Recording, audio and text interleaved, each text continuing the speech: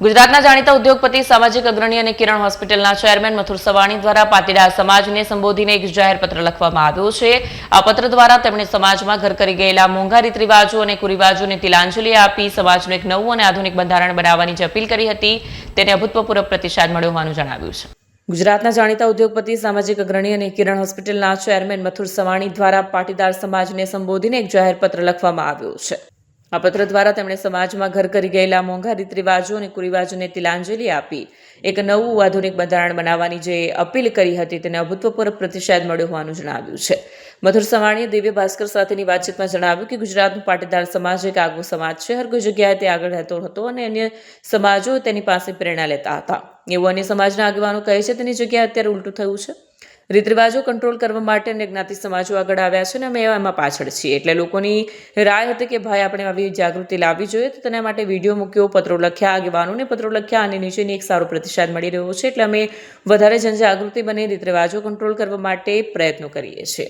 મથુર સવાણીએ પત્રમાં જણાવ્યું છે કે રીત રિવાજો પર નિયંત્રણ લાવવા અંગે તેમણે તાજેતરમાં સોશિયલ મીડિયા પર એક વિડીયો મૂક્યો હતો. આ વિડીયોને કરોડો લોકોએ નિહાળ્યો છે અને લાખો લોકોએ પોતાના પ્રતિભાવો આપીને આ વાતને સમર્થન આપ્યું છે.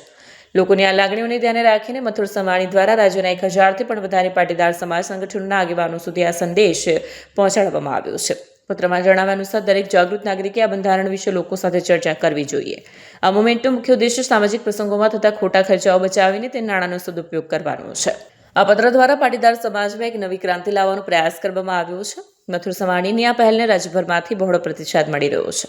ગુજરાતમાં પાછલા એકાદ વર્ષથી જે તે જ્ઞાતિ સમાજમાં રીત રિવાજ કંટ્રોલ કરવા માટે નિયમો બની રહ્યા છે, બંધારણ બની રહ્યા છે.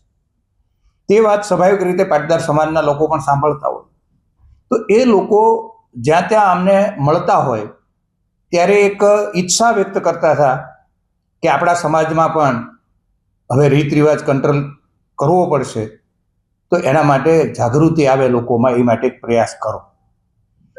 તો હવે જે તે લોકો મળે અને એની રાય, એ કાંઈ સમાજની રાય તો ગણી શકીએ નહીં. તો સમાજ શું વિચારે છે એના માટે એક સોશિયલ મીડિયામાં અમે વિડીયો મૂક્યો, કરોડો લોકો સુધી લોકોએ પહોંચાડ્યો અને સામેથી જે પ્રતિસાદ મળ્યો છે એ લોકો રીત રિવાજ કંટ્રોલ કરવા માટે નિયમ બનાવવાના પક્ષમાં છે. આ વાત સાંભળી અને લોકોની રાય મેં ગુજરાતના 1000 સમાજ સંગઠનના અમારા આદરણીય આગેવાનોને પત્ર લખ્યો છે કે લોકો આવું વિચારી રહ્યા છે, તો તમે તમારા વિસ્તારમાં તમે લોકોમાં આ વિષય શરૂ થાય એ માટેનો પ્રયત્ન શરૂ કરો, વિનંતી કરી છે. અને આમ લોકોને એક પત્ર સોશિયલ મીડિયામાં આજે મોકલ્યો છે કે ભાઈ તમે 5, 25, 100 લોકો ભેગા થઈ રીત રિવાજ કંટ્રોલ કરવા માટેનો વિષય જ્યાં ત્યાં મૂકો અને આગેવાનોને ભેગા થઈને મળો. આગેવાનને પણ કહો કે આપણે આપણા વિસ્તારમાં રીત રિવાજ કંટ્રોલ કરવા માટેનું એક વાતાવરણ બનાવીએ. અને આવી રીતે જો આખા ગુજરાતમાં વાતાવરણ બનશે તો એક રીત રિવાજ કંટ્રોલ કરવા માટેનું અભિયાન, જાગૃતિ આવશે. તો આવનારા દિવસોમાં સમાજના બધા લોકો ભેગા થઈ, આગેવાનો ભેગા થઈ, લોકોની રાય મુજબની નિયમો નક્કી કરી અને બંધારણ કેવી રીતે અમલ કરવું એના માટેની વ્યવસ્થા, પ્રયત્ન શરૂ કરશે.